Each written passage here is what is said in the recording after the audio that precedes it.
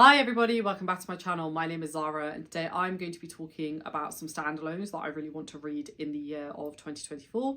Cannot believe that we are in 2024 very soon. That is insane to me. We might already be in it depending on when this video goes up. These are the standalones that I kind of have on my radar to read in 2024. So they are not priority ranked or anything like that. I will just pick these up as and when the mood strikes. So let's jump in.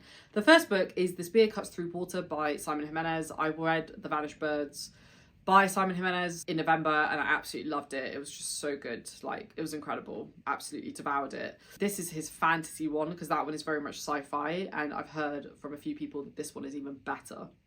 So I'm very excited to get to this one. I have no idea what it's about. I don't want to know what it's about, but I just have a really strong feeling that I'm going to love it and I can't wait. Next, we have a Stephen King book, and that is The Institute. I know very little about The Institute, apart from the fact that it's really creepy, and that's enough for me. I cannot wait to read this book. I've had a few people recommend it to me. I think The Bookish Drummer, this is his favourite one, and that's actually where it got put onto my radar. And then another friend of mine also said this was on his radar, and I was like, okay, feel like this could be a potential Stephen King favourite. So this one I definitely want to get to in 2024. I might even get to it earlier on in the year. We'll see. Next up, we have a book that I was recommended to by one of you folks. I think it was recommended to me by Rogue. Rogue, let me know if this was you or if it wasn't, but I'm pretty sure it was you. And that is The Girl Next Door by Jack Ketchum. Never heard of it before. I've heard of Jack Ketchum before. I think he does like horror stuff. I'm not entirely sure, to be honest.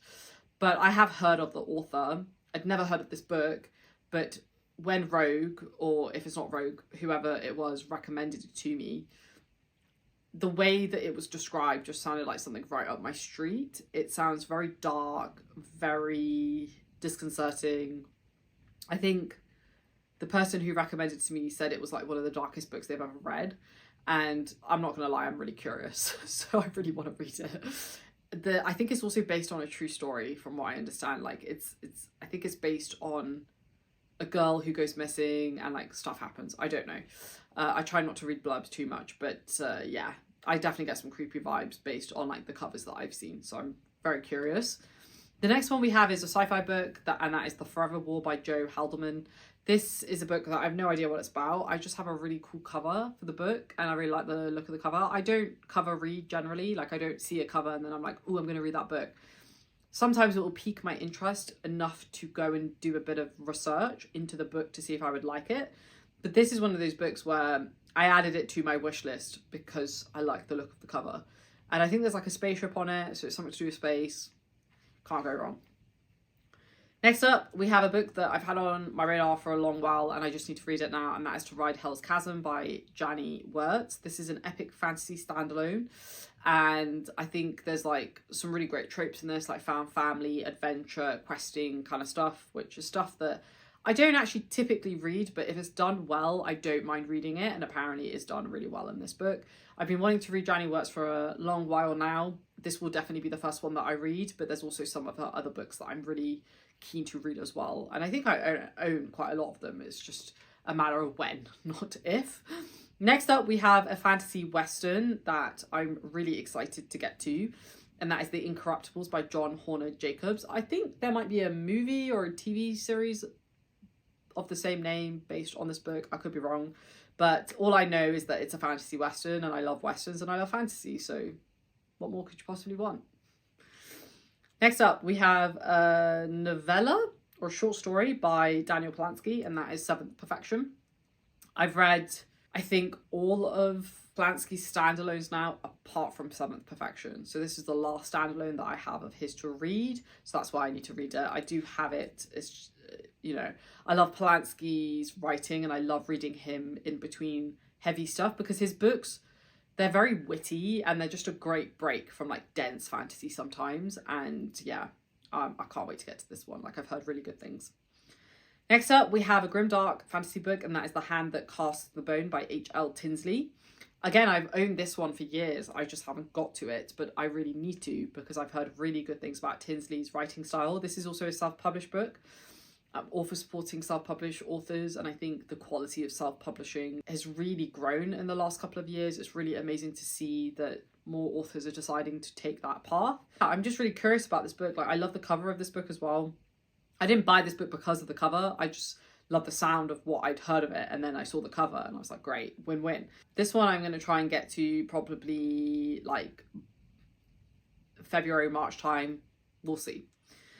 Next up, we have 2 GGK books. Gotta read more by my main man, Gavriel Kay. The first one we have is A Song for Arbonne.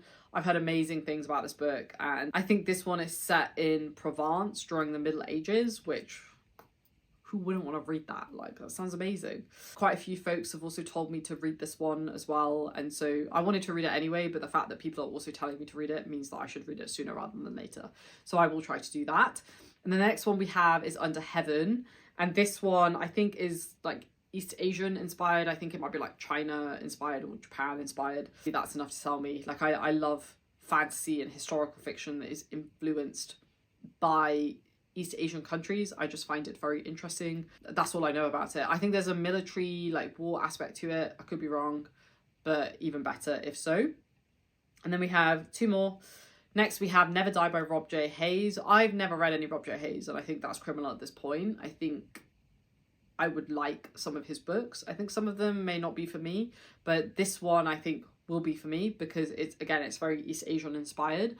I think, I could be wrong, because like I said, I don't really read blurbs anymore. I think this is like a very typical hero's journey, but like from what I understand, it's done very well. And I think there might be like found family and stuff like that, which is a trope that I love. So cannot wait to read this. And then last but most certainly not least, we have The Steel Crow Saga by Paul Kruger.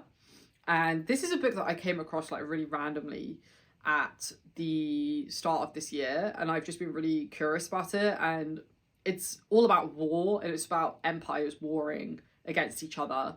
I think it's multi-POV. I think it's a very layered story. I'm really curious. Like, I've not seen any reviews for it. I don't want to. I just saw that it's like very politically heavy, very war heavy, and these are all things that we all know that I love. So there you have it. Those are the standalones that I really want to prioritize next year. These are all like backlist books, obviously. None of these are new releases. There are some new releases that I really want to get to as well, which I have done a video on. If there's any other standalones that you think are worth me checking out, please do let me know down below. If there's any that you are planning to read as well, please also do let me know, and I will see you there. Thanks for watching, folks. Stay safe, take care, and I'll see you soon. Bye.